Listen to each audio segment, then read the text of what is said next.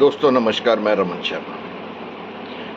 राष्ट्रीय स्वयंसेवक संघ को संविधान में दो शब्दों से बहुत बड़ी दिक्कत खड़ी हो गई। दत्तात्रेय होस बोले,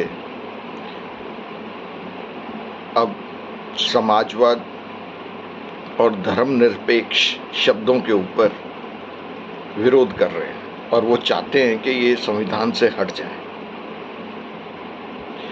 भारत में तकरीबन सभी धर्मों के लोग रहते हैं और धर्मों के अंदर धर्म है, धर्म के अंदर वर्ण भी हैं, वर्ग भी हैं। तो आप चाहते हैं कि पहले आप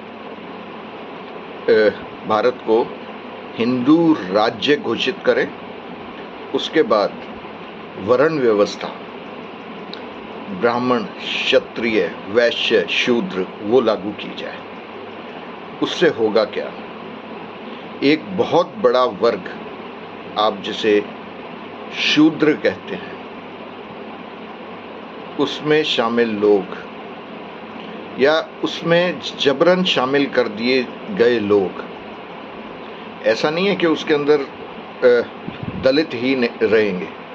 जो सत्ता का विरोध करेगा उसको दलित या शूद्र घोषित करके उसमें डाल के और लिखित कार्य वो सौंप दिए जाएंगे। ये सत्ता का उद्देश्य है। आप एक वैज्ञानिक हैं, आप देश के लिए काम कर रहे हैं। अगर आपको सत्ता कुछ राजा के लिए और देश के खिलाफ काम करने के लिए कहा जाता है और वो वैज्ञानिक मना कर देता है, तो उसे शूद्र या दलित घोषित कर दिया जाएगा।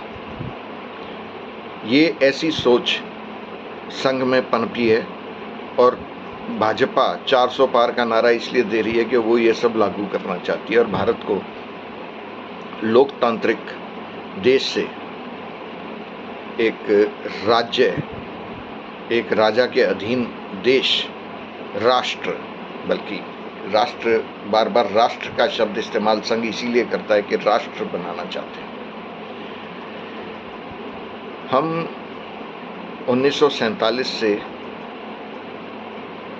संघ और हिंदू महासभा द्वारा जो धर्म के ऊपर राजनीति की जा रही है उसका प्रकोप झेल रहे हैं। उससे बहुत नुकसान हुआ है। वैसे तो भारत में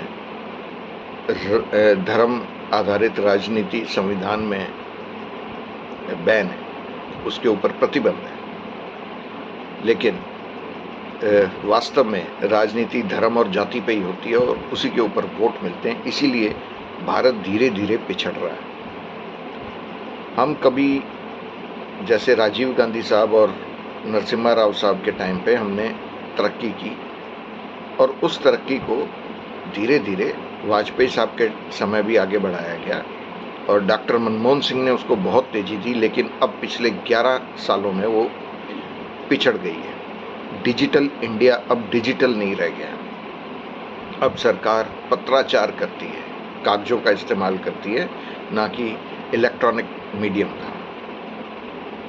सो अब आप तय कीजिए, आप धर्मनिरपेक्ष और समाजवादी रहना चाहते हैं या धर्मवादी होना चाहते हैं। ये आपके ऊपर निर्भर है, कैसा देश चाहते हैं आप। धन्यवाद, नमस्कार।